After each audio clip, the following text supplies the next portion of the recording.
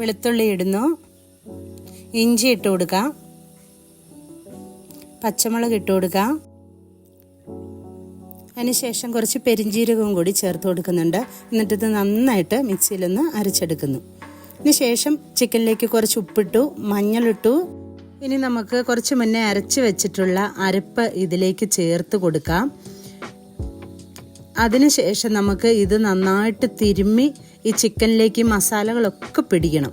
എന്നിട്ട് നമുക്ക് കുറച്ച് നേരം റെസ്റ്റ് ചെയ്യാനും വെക്കണം. ഇത്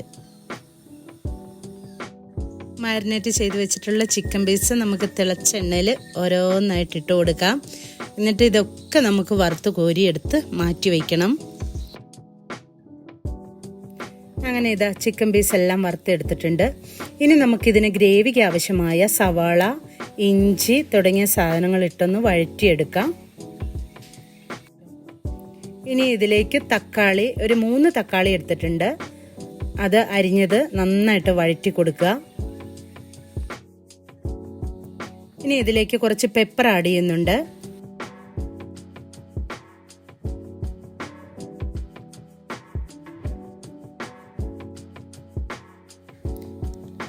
ഇനി കുറച്ച് ചിക്കൻ മസാല ഇട്ട് കൊടുത്തിട്ടുണ്ട്.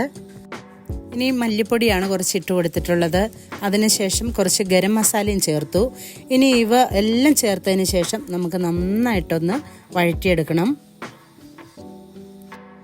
ഈ മസാലയൊക്കെ നന്നായി മൂത്ത് വരുമ്പോഴേക്കും നമുക്ക് കുറച്ച് ഉപ്പ് ചേർത്ത് കൊടുക്കാം. അതിനുശേഷം ഫ്രൈ ചെയ്ത് വെച്ചിട്ടുള്ള ചിക്കൻ പീസ് ചേർത്ത് ഇളക്കിയെടുക്കുക. ഇവയെല്ലാം കൂടി യോജിപ്പിച്ചതിന് ശേഷം നന്നായി അടച്ചു വയ്ക്കുക. അതിനുശേഷം നമുക്ക് ഏറ്റവും ലാസ്റ്റായി ചെയ്യേണ്ടത് കുറച്ച് കറിവേപ്പില ഇട്ട് കൊടുക്കുന്നുണ്ട്. അപ്പോൾ നമ്മുടെ സ്വാദിഷ്ടമായ ചില്ലി പെപ്പർ ചിക്കൻ ഇവിടെ റെഡി ആയിട്ടുണ്ട്.